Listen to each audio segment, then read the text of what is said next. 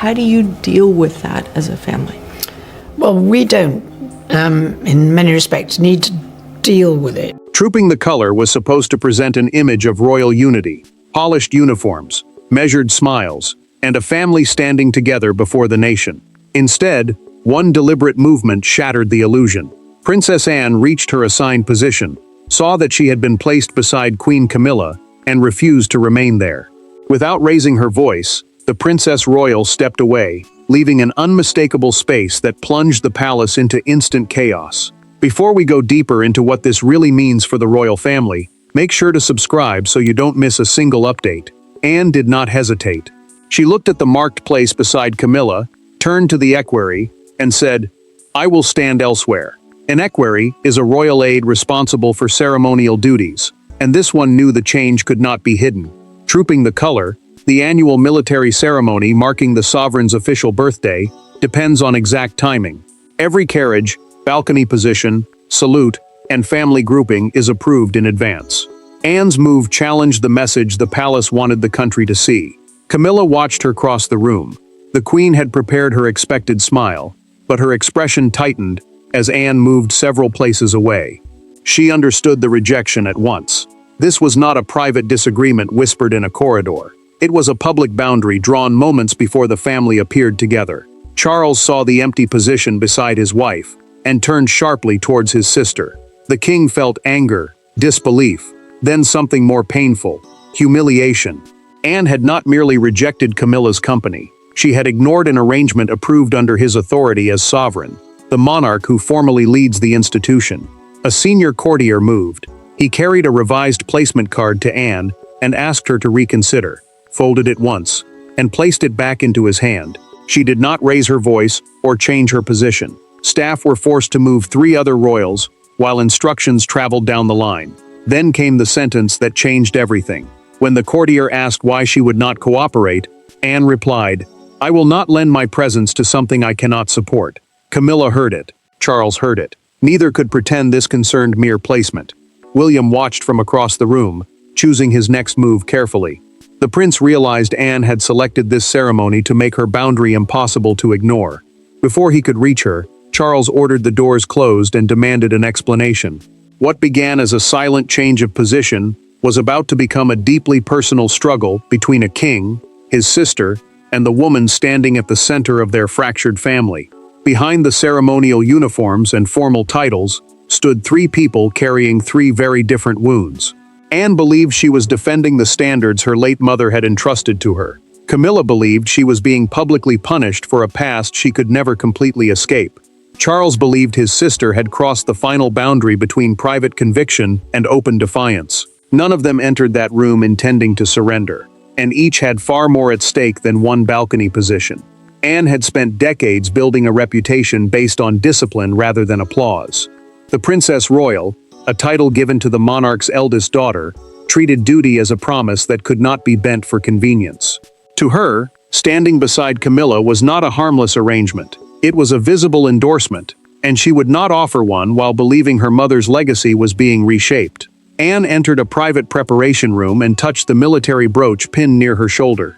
Queen Elizabeth II had worn it during a royal engagement, and the small object carried the weight of memory. She adjusted it once, then held her hand there for a moment. The gesture steadied her, but it also hardened her resolve. She believed customs tied to the previous reign were being repackaged to strengthen Camilla's place. Camilla felt the wound differently. Alone with her dresser, the queen asked whether Anne had seen the placement plan before arriving. The woman hesitated, then confirmed that she had. Camilla removed one glove and placed it on the table without speaking. She had survived years of judgment, but this rejection came from inside the family, from a woman whose public respect made the insult more dangerous. Charles began to suspect coordination. The king knew Anne rarely acted without considering consequences, and he wondered whether she had discussed the move with William. If his sister and the heir were beginning to share a common position, the dispute was no longer personal. It could become a shift in power. Charles found William near the closed doors and asked whether he had known what Anne intended. The prince chose his words carefully. "She makes her own decisions," he said. He did not defend the refusal, but he did not condemn it either. The silence around that answer told the monarch everything. Camilla finally faced Charles and broke the tension with one sentence. This began after St. George's Chapel. He stopped moving. He knew the chapel, the argument, and the words that had never been settled. To understand why Anne chose the most public royal ceremony of the year, the story must return to the private chapel encounter that transformed unease into open resistance. The refusal at trooping the color did not begin on the parade ground. It began 6 weeks earlier, behind the stone walls of St. George's Chapel, after a memorial service honoring Queen Elizabeth II. The public had already departed when Anne heard Camilla issue an instruction concerning the late monarch's personal ceremonial objects. What followed was a quiet confrontation witnessed by only 2 aides, yet it became the point of no return that every person involved would later remember. Anne entered the chapel carrying grief she rarely showed. The Princess Royal listened as the final hymn faded, her attention fixed on the objects connected to her mother. St. George's Chapel is a royal church at Windsor Castle, used for services, weddings, funerals, and memorials. That setting mattered because the service was not merely ceremonial. It was a private act of remembrance, and Anne believed every detail carried her mother's presence. Camilla waited until the royals began leaving. The Queen then instructed an aide to remove a silver devotional cross and 2 embroidered kneelers from a display linked to the late monarch. She wanted them transferred into her own regular ceremonial use. The request sounded practical, but Anne saw a line crossed. These were not ordinary objects. They were personal symbols, tied to a reign that had shaped the family for 70 years. Anne moved before the aide could touch the cabinet. She stepped between him and the display, placed one hand firmly against the glass, and asked who had approved the transfer. Camilla answered that the items belonged to the crown and should serve the current reign. The crown means the monarchy as a continuing institution, separate from the person wearing it. Anne replied that continuity did not require erasing inheritance from memory. Camilla heard accusation in every word. She asked Anne to speak privately, and the 2 women entered the vestry, a small room used by clergy to prepare for services. Charles was not present. The door closed, leaving 2 aides outside as fragments slipped through. Boundaries, memory, and finally, entitlement. Camilla then said the words Anne could not forgive. The monarchy cannot remain a permanent memorial to the previous reign. Anne answered that no one had the right to diminish the woman who carried the crown for 70 years. Camilla left first. Anne remained beside the cabinet, then told her equerry, "I will not stand silently while symbols are used to rewrite loyalty." 6 weeks later, trooping gave her the chance to keep that promise. When Charles finally learned what had been said inside the chapel, he summoned both women into the same room, and the conflict could no longer be contained by silence. The doors of the antechamber closed before the first carriage departed. No cameras entered, no aides remained. Inside stood Charles, Camilla, and Anne, stripped of the protective distance provided by ceremony. The king demanded that his sister return to her assigned position and publicly correct the insult. Anne refused.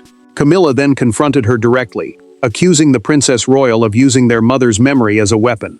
In that instant, royal politeness disappeared completely. Charles ordered every attendant outside and spread the original positioning chart across the table. An antechamber is a small room leading into a larger formal space, often used for private preparation before public events. He pointed to Anne's marked place beside Camilla and said the arrangement reflected rank, unity, and his approval. To him, changing it was not a personal preference. It was a direct challenge to the authority of the crown. Anne met his anger without stepping back. She told her brother that she had completed every constitutional duty expected of her, meaning every public responsibility carried out in support of the monarchy and government. She had served through pressure, grief, and scandal. But loyalty, she insisted, was not the same as obedience. The institution deserved discipline. No individual decision deserved blind approval. Charles struck the chart with one finger. He accused Anne of humiliating him before his household and making him look unable to command his own family. The words landed hard. She believed she was protecting the standards their mother had defended, yet he spoke as though she had betrayed them. Camilla stepped closer and faced Anne. The Queen asked whether her sister-in-law had ever truly intended to accept her. Anne held her gaze before answering. Acceptance is earned repeatedly. It is not secured by a title. The reply wounded Camilla because it reduced years of struggle to a trust she still had not won. Anne then repeated the exact words spoken inside St. George's Chapel. She told Charles that Camilla had said the monarchy could not remain a permanent memorial to the previous reign. He turned towards his wife. His silence revealed the truth. He had never heard the full account. Camilla did not deny it. She said she meant the monarchy had to move forward, not erase the late queen. Yet she offered no apology, and Anne heard only confirmation. Charles finally warned that continued defiance could affect Anne's ceremonial role. She removed her gloves, placed them on the chart, and replied, "Then make your decision openly." Charles had demanded submission, but Anne's challenge forced him to confront a more dangerous question: whether royal authority could survive without the respect of those closest to the crown. The confrontation ended without reconciliation, but the real struggle had only begun.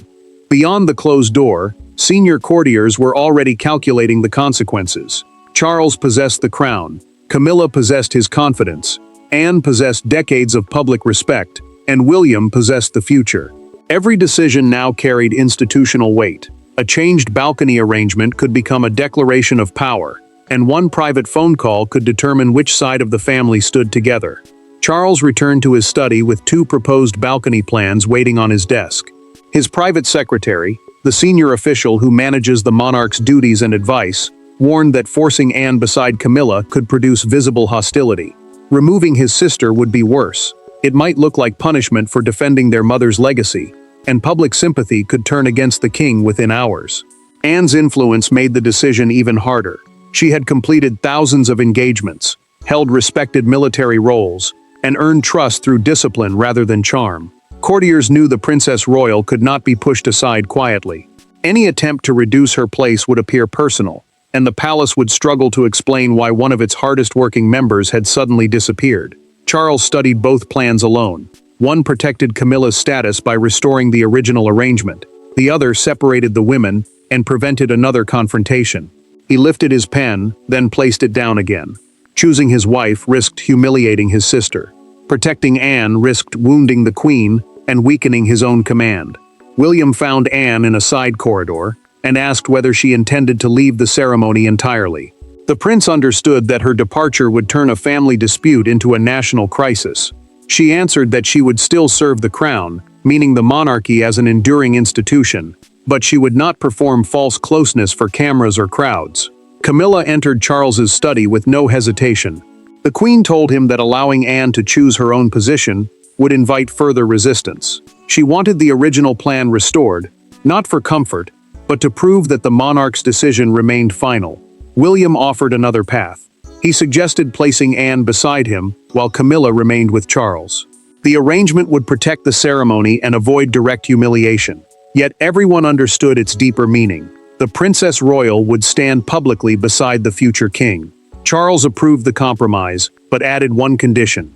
Anne had to acknowledge Camilla personally and before the balcony doors opened. When the message reached her, she remained silent for several seconds. The palace believed it had found a workable compromise, but Anne's response to the king's final condition would determine whether the ceremony continued or collapsed before the public. Minutes before the balcony doors opened, Anne received Charles's condition. She could stand beside William, but only after offering Camilla a visible gesture of acknowledgement. The Princess Royal understood exactly what was being demanded. A nod would be presented as reconciliation. A refusal would expose the fracture. Around them, equerries adjusted uniforms, and officials whispered into headsets, yet Anne remained completely still. Then Camilla entered the corridor, and every conversation stopped at once. Staff moved quickly to replace the original placement markers. An equerry is a royal aide who helps manage formal duties and ceremonial order, and even the most experienced among them looked unsettled. Anne's new position stood beside William, several places away from Camilla. The change mattered, because balcony arrangements are never casual. They show rank, unity, and the shape of the monarchy the public is being asked to believe in. Catherine noticed first. The Princess of Wales, the title held by the wife of the heir, quietly asked William what had happened. He told her only that Anne had made a decision, and that everyone must remain composed. The future king kept his voice low, but Catherine heard the warning beneath it. One wrong expression could expose the family before thousands of watching eyes. Camilla stopped several feet from Anne and waited. The queen expected a warmer gesture, perhaps a step forward or a brief exchange. Instead, Anne gave one short, formal nod. She had obeyed Charles's instruction exactly, yet offered nothing that could honestly be called reconciliation. Then she turned towards William. Camilla felt the meaning immediately. The queen consort understood that the compromise had saved the ceremony, while making the distance between them even clearer. Charles saw it too. The king remained beside his wife, but his attention shifted towards Anne and William as the doors opened. Anne stepped onto the balcony beside the prince, with Catherine standing close on his other side. The grouping placed her at the center of the future monarchy, rather than beside Camilla in the present one. Charles understood the symbolism. William understood the risk. Then the crowd reacted. Anne raised one hand, and a stronger cheer rose from below. Camilla heard it. Charles heard it. William looked straight ahead, knowing the public had sensed the fracture the palace had tried to hide. Camilla left before the private luncheon. She passed the reception room without stopping, and walked towards her apartments. Charles followed moments later, while Anne remained behind with William. The monarchy had survived the balcony appearance, but the cheer from the crowd altered the balance of the conflict, and opened the way for a private decision no official could control that tense day. After the uniforms, applause, and ceremonial commands came silence. Anne found Charles alone in a sitting room, his jacket unbuttoned and the official program folded beside him. There were no private secretaries, no equerries, and no queen consort between them. For the first time that day, they spoke not as sovereign and working royal, but as brother and sister. What passed between them transformed the crisis from a battle for position into a reckoning over trust. Anne entered without an aide and asked for 10 minutes alone. She wanted clarity, not another message carried through staff, or another command softened by formal language. Charles agreed, though the king did not invite her to sit. It showed the anger remained after the balcony doors had closed and the crowd had gone. Charles admitted the ceremony had nearly failed. Trooping the Color, the annual military event marking the sovereign's official birthday, depends on perfect order, because the family's formation is meant to show stability. Anne's refusal had forced changes, confused officials, and risked exposing division publicly. He confessed that his fury came partly from fear. For one moment, he had felt the family slipping beyond his control. Anne answered calmly. She was not fighting Camilla's marriage, her title, or her place beside him. She feared that Charles's love for his wife had blurred the line between protecting the present and rewriting the past. Their mother's memory, she said, could not be treated like an obstacle to the new reign. Charles lowered his voice. He spoke about decades of judgment, public shame, and the years when every gesture towards Camilla had been condemned. The monarch admitted that he reacted fiercely whenever she was rejected because he still carried those wounds. Anne listened, but she would not allow his pain to become a reason for silencing everyone else. Anne then offered what Charles had not expected. She said she would step back from major ceremonial appearances if her presence had become incompatible with his reign. He looked at her sharply. Losing the Princess Royal would mean losing a dependable royal, and the public would ask why. Charles rejected the offer. He admitted the crown needed her constancy, and said he did not want obedience bought through resentment. Her personal objects, he promised, would not be reassigned without family consultation. Charles then asked Anne to speak directly with Camilla before any palace statement was issued. She agreed, but warned that peace would require honesty, not a staged embrace. Brother and sister had finally spoken without the weight of ceremony, but the crisis could end only when the two women at its center faced each other without Charles standing between them.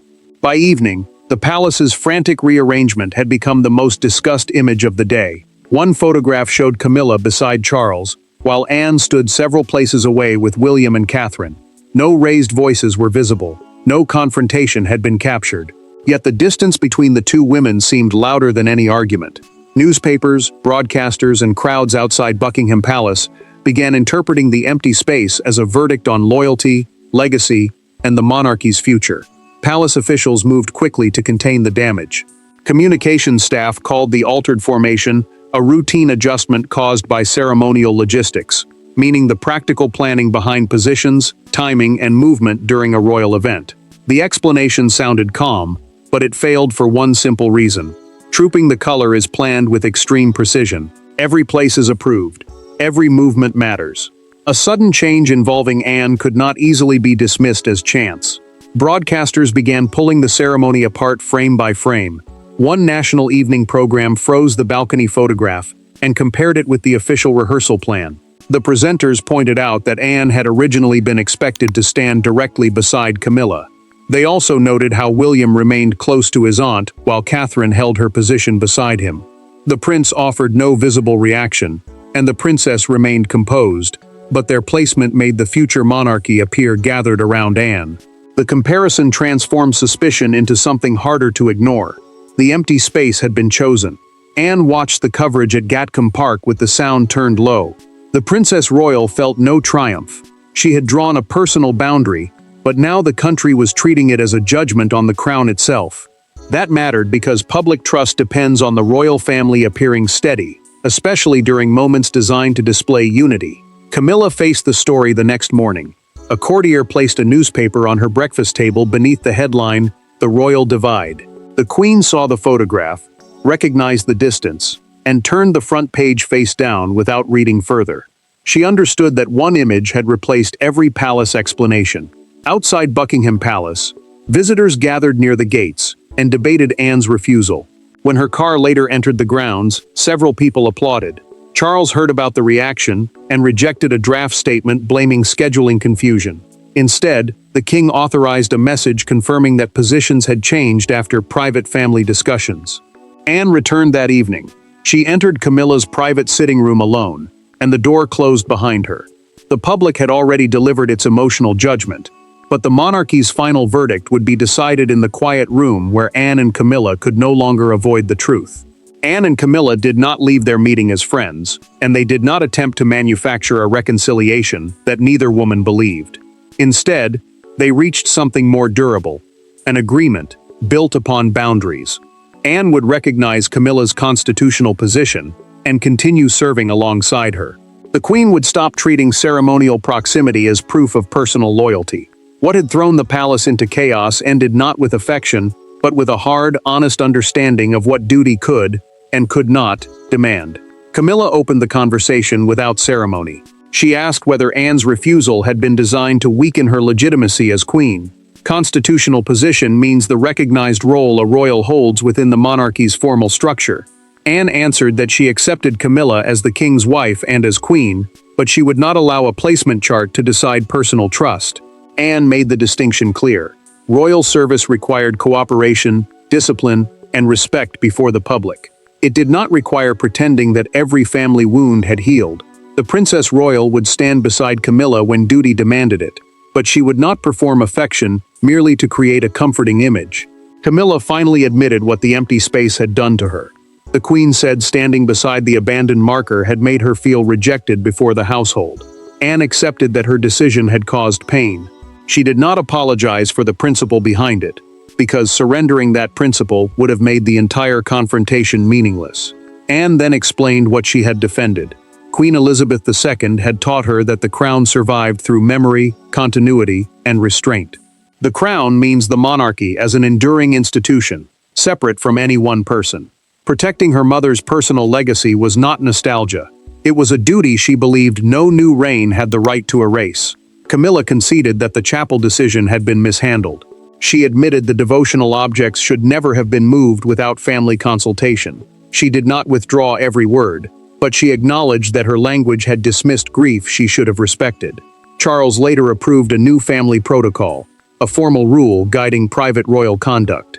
The king ordered that possessions linked to the previous reign would be reviewed collectively. Ceremonial formations would no longer force symbolic intimacy between relatives. Anne's stand did not destroy the monarchy. Camilla kept her position. Charles kept his authority. Anne kept her integrity. The crown emerged bruised but honest, proving that loyalty could remain strong without becoming blind. The empty space at Trooping the Color became the boundary that restored honesty to a family endangered by appearances. Thanks for watching. Please don't forget to like and subscribe, and we will see you in next one.